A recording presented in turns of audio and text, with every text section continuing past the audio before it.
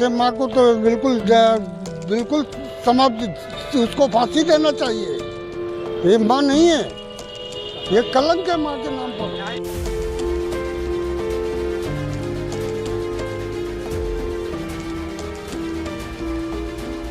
माँ जो अपने बच्चों के लिए कुछ भी कर गुजरने को तैयार रहती है, वो माँ ही होती है जो किसी भी मुसीबत के आने से पहले ही बच्चों के आगे चट्टान बनकर खड़ी हो जाती है।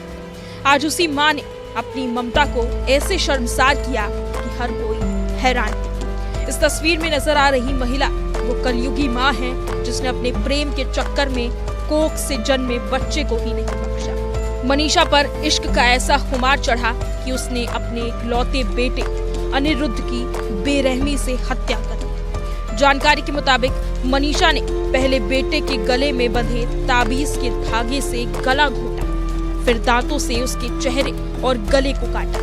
हत्या करने के बाद मनीषा ने बेटे की लाश को छत पर सो रहे बाबा के पास लेटा दिया। उसके नमस्कार, आदाब, मैं Mehboob Khan the crime series में एक ऐसी माँ की स्टोरी आज लेकर आया हूँ। ये कहानी सुनने और देखने के बाद आप ये सोचने पे मजबूर हो जाएंगे, क्या ऐसा भी पॉसिबल है कि कोई माँ अपने बच्चे का, जो कि बिल्कुल मासूम है, अपने प्रेमी के संग मिलकर उसे मौत के अंजाम तक पहुंचा सकती है। माँ आपकी हर समस्या में, आपकी हर मुसीबत में चट्टान बनकर आपकी मुसीबतों के सामने ऐसे खड़ी हो जाती है जैसे कि मुसीबत उस पे खुद पे आई हो।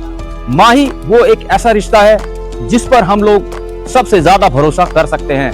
कलयुग में एक ऐसी माँ भी देखने को मिली जिसके सर पर इश्क का भूत ऐसा सवार हुआ कि उसने अपने 3.5 साल के बच्चे को मौत की नींद सुला दिया।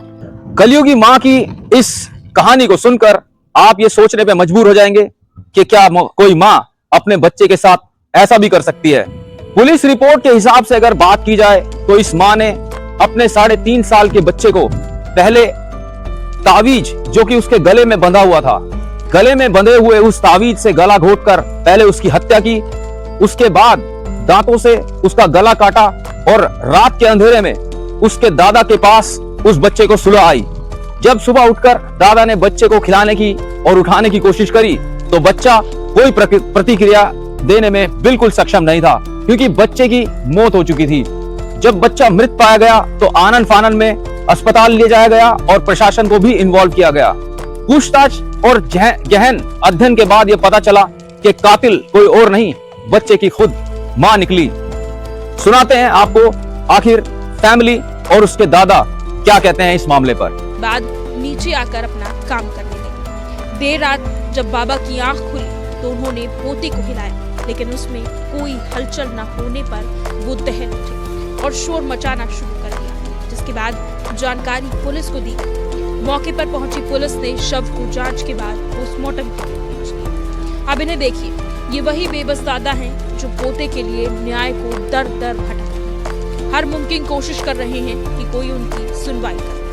वो मनीषा की फांसी की मांग कर रहे हैं। गला दाब के उसका मार दिया माँ ने। तो हम 3-3.5 साल का था। फिर क्या था, थाने में सूचना दी गई, वहाँ से प्रशासन आए। दादा गुलाब सिंह के मुताबिक मनीषा का गांव के लड़के के साथ प्रेम संबंध था, जिसके साथ वो 1 महीने पहले भाग भी गई। 2 दिन तक जेल में मनीषा प्रेमी के साथ बंद थी और वापस आने के बाद उसने बेटे की बेरहमी से हत्या कर दी। गंदा चरित्र था, जो कि मतलब एक प्रेमिका के कारण ऐसा उसने कर दिया। प्रेमिका 7 बच्चे घूम रहे हैं, अभी तक प्रशासन ने कुछ नहीं किया है। अच्छा, इसके पहले भी? हाँ, जो एक महीने पहले भाग गई थी उसी के साथ में। दोनों एक थाने में बंद रहे हैं 2 दिन।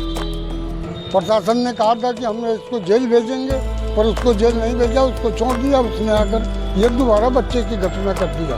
और वो भी उसके प्रेम का, उसके साथ में जो उसके आताप में आदमी थे, उन लोगों के कहने पर ऐसा किया। हाँ, माँ नहीं है, वो राक्षस है। सुना आपने, दादा गुलाब का कहना है कि मनीषा ने प्रेमी के कहने पर बेटे अनिरुद्ध की बेरहमी से हत्या कर दी। फिलहाल हत्या की आरोपी मां मनीषा को पुलिस ने हिरासत में ले लिया है और पूछताछ कर रही है। घर वालों की रिपोर्ट्स के हिसाब से और घर वालों की दी गई जानकारी को अगर माने तो 1 महीने पहले ये महिला का नाम मनीषा था, अपने प्रेमी के संग कहीं चली गई थी। दोनों 2 से 3 दिन तक थाने में भी बंद रहे, लेकिन इसको बिल्कुल भी किसी तरह का कोई मलाल नहीं है। इश्क में ये इस तरह पागल हो चुकी है जिसने मां की ममता का भी खून कर दिया और अपने मासूम बच्चे का भी खून कर दिया। दोस्तों, मेरा मकसद किसी को डराना, किसी को विचलित करना बिल्कुल भी नहीं है। मैं आपको समाज में और इस कलयुगी समाज में होते हुए क्राइम्स के बारे में सचेत करना चाहता हूं, अवेयर करना चाहता हूं, ताकि आप अपने आप को सेफ और अवेयर रख पाएं। आज के लिए इतना ही। कमेंट बॉक्स में आप इस बारे में क्या सोचते हैं? क्या इस महिला ने जो किया वो समाज में एक्सेप्टेबल है या नहीं है? आपका क्या कहना है? प्लीज कमेंट सेक्शन में अपनी राय जरूर बताना। तब तक के लिए नमस्ते, आदाब, शुक्रिया, thank you for watching, bye.